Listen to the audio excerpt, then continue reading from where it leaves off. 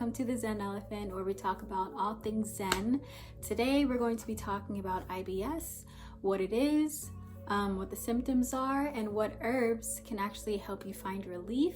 As usual, if you like the content in this video, make sure that you like, subscribe, and turn on the notifications so that you will always be notified when some gems are dropped. I appreciate all of your love and support. Now let's get into the video. So what is IBS?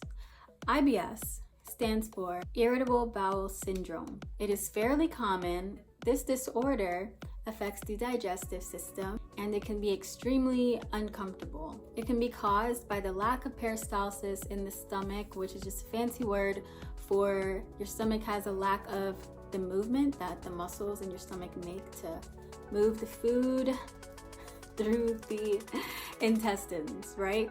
So there's a lack of that. It could be caused by a bacterial infection within the intestines, and it can also be caused by stress, like a lot of things, right?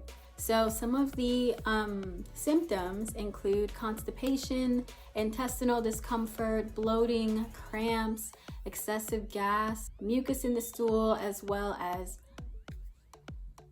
nausea. I don't know about you, but none of that sounds fun. So how about we get into some relief? So I've made a list that I've narrowed down to some of my most favorite herbs, smaller list, just to keep this video as informative and to the point as possible. What I've learned when choosing herbs that have to do with a specific ailment, there's so many, you guys. There's so many herbs that I could literally sit here and go on and on and on for a very, very long time, and that is not what any of us are trying to do today because we all have a life to live. So with that being said, let's get started. So the first herb that we have today is chickweed. Chickweed is honestly one of my most favorite digestive system herbs. I love it. Chickweed is an amazing digestive aid. It creates the regulation of intestinal flora. It regulates colonic bacteria as well as yeast and increases the absorption of minerals and nutrients. And my absolute favorite thing about this herb is that it actually absorbs toxins from inside the bowels. So it absorbs all the toxins so that you can release them and be done with them. So the second herb is actually most used for many different issues with different body systems in general. And this herb is definitely ginger. I love ginger. I love the spiciness of it. It is an amazing anti-inflammatory herb. It's an analgesic, which means that it gets rid of pain. It also releases excess gas.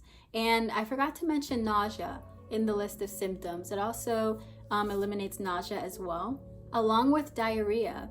And it also gets that peristalsis going, getting that movement in your digestive system so you can start eliminating, your food correctly and without pain or struggle.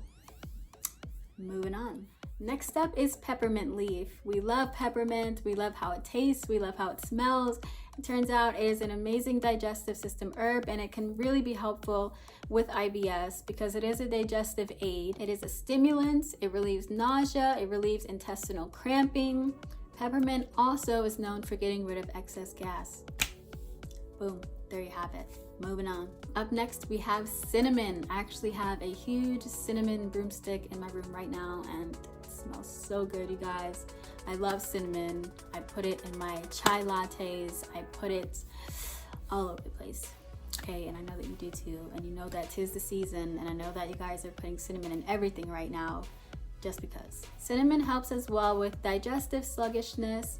It helps with diarrhea, excessive gas, and it also helps to eliminate a lot of the harmful bacteria within the gut, which is very important. And I'm also going to throw out there that it's also important to have some probiotics, and if you are vegan, it doesn't mean that you have to have dairy to have these probiotics. They also have coconut milk alternatives, coconut milk yogurt, and almond milk yogurt.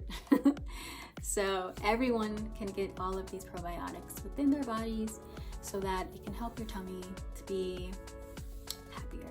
Moving on.